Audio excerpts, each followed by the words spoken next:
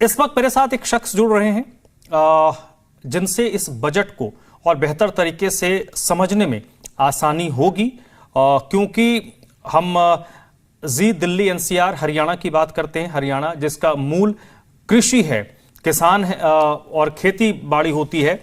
साथ ही साथ आर्थिक तौर पर भी हरियाणा देश के में बड़ा कंट्रीब्यूशन देता है। ओपी धनखड़ साहब इस वक्त हमारे साथ जुड़े हैं। बहुत बहुत स्वागत है सर आपका, ओम प्रकाश धनखड़ जी। धन्यवाद सर, शुरू इसी नोट से करूंगा। वित्त वर्ष 2026-27 का बजट, विपक्ष के साथ ही आपके बड़े नाखुश हैं सर बजट से। विपक्ष के साथियों को एक ही प्रकार का बजट देखने की आदत है, छूट क्या दी गई है। ऐसे बजट को पॉपुलर बजट कहते हैं, लेकिन ये बजट आर्थिक दृष्टि से रणनीतिक बजट है, जिसको समझने में विपक्ष को एक आध सप्ताह लगेगा।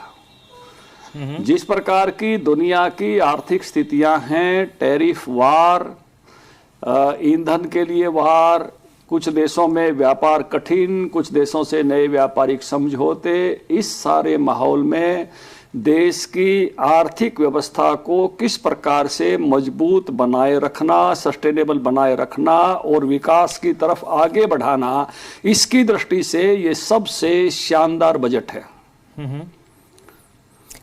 दो बातें विशेष तौर से उल्लेख करूंगा। एक, ये पिछले बार से लगभग 3 लाख करोड़ बढ़ा हुआ बजट है।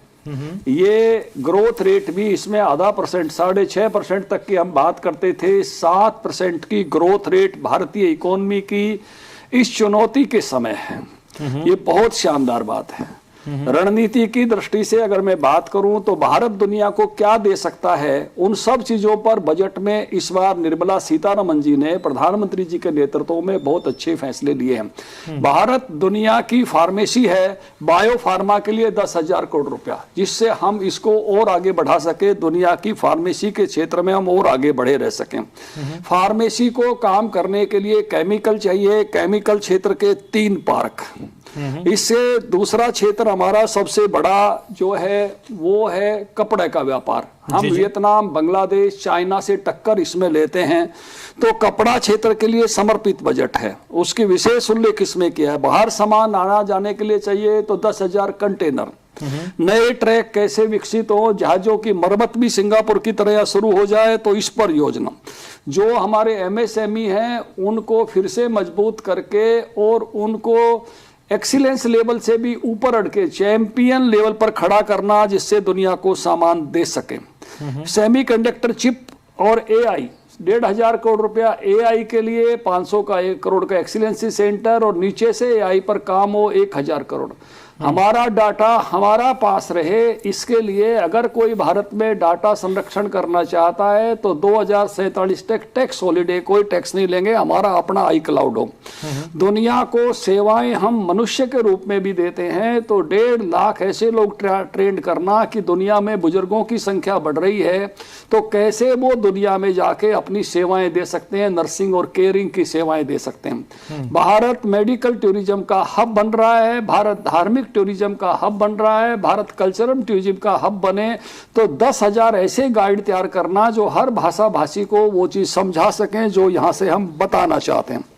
हमें किस प्रकार से इन क्षेत्रों में, जिनमें हम आजकल गेमिंग, एनिमेटेड गेमिंग, ये बहुत बड़ा क्षेत्र उस प्रकार का बना है, तो इसमें भी 1500 स्कूलों में, 500 कॉलेज में और क्रिएटर यूनिवर्सिटी जो बंबई में है, वहां इस विषय को कैसे आगे बढ़ाया जा सके। तो ये सारे विषय हैं। इसके साथ से जो वातावरण है, डिफेंस का बजट भी 9% बढ़ा है, 6,81,000 करोड़ का हो गया। ठीक है। तो इसके साथ साथ मैं एक और बात कहूंगा। ये बात मैंने आपको वो कही जो स्ट्रेटेजी की है, जो रणनीति की है। वे बजट में रणनीति की चर्चाएं नहीं हुआ करती हैं, लेकिन हमारा आर्थिक दृष्टि से मजबूती के लिए, विकसित भारत की दृष्टि से, आत्मनिर्भर भारत की दृष्टि से, सुदृढ़ इकोनॉमी की दृष्टि से उस प्रकार की रणनीतिक बातें, लेकिन उसके साथ साथ सेवा को भी नहीं छोड़ा। ये जो ब्लिंकिट जैसे क्षेत्र में काम करने वाले लड़के हैं, जिनको गिग वर्कर कहते हैं, इनको आयुष्मान दे दिया। बेटियों के लिए हर जिले में हॉस्टल बनाने की बात हो गई है ना जी। हमारे पशु चिकित्सकों की संख्या बढ़ाने की बात हो गई पशुपालन के लिए। कैंसर की 17 दवाइयों पर ड्यूटी खत्म, जो ऐसी रेयर बीमारियां हैं उन पर ड्यूटी खत्म। कृषि का बजट बढ़ा दिया गया है और एग्रीकल्चर बजट जो है 7.2% बढ़ गया, 1,63,000 का करोड़ है। सर आपने ओवरऑल जितनी बातें बताई हैं, एक प्रश्न मेरा, मुझे लगता है आपने बस देखा होगा जितने भी आपके साथी हैं कांग्रेस पार्टी के सांसद जो हरियाणा से ताल्लुक रखते हैं, हालांकि आपसे हरियाणा भर, क्योंकि मैं फोकस कर रहा हूं उसी पे, बाद में हम ओवरऑल बात करेंगे क्योंकि आपका अपना व्यक्तिगत अनुभव भी बड़ा रहा है।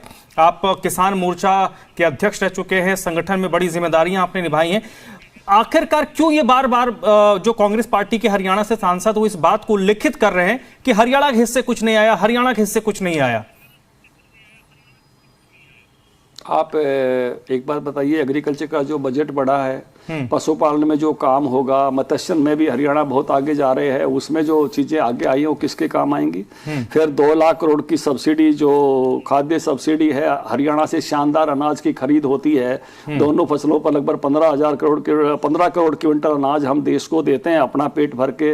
वो पैसा कहाँ आएगा? वित्त विभाग में जाता है, एग्रीकल्चर के बजट में नहीं आता। जो उर्वरक सब्सिडी है लगभग 2.25 लाख करोड़ की, फिर पीएम किसान से जो पैसा आता है, ये सारे के सारा, फिर फसल बीमा का जो पैसा आता है, हरियाणा को कोई कमी नहीं है। नामों का उल्लेख कई बार जो है ना, पूरे देश के सब नाम, सब जिले, तो सब प्रांतों का उल्लेख तो किसी के लिए भी नहीं है।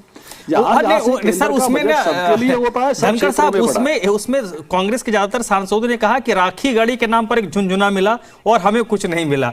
मुझे लगता है आप उस पर गए होंगे, तो बस उसी नोट पे मैं बात कर रहा हूँ। एक और पॉइंट सर, बहुत नहीं, इसमें एक पॉइंट है सर, जैसे आपने जिक्र किया कि एक शॉर्ट टर्म का है, एक लॉन्ग टर्म का जो स्ट्रैटेजिक प्लानिंग होती है।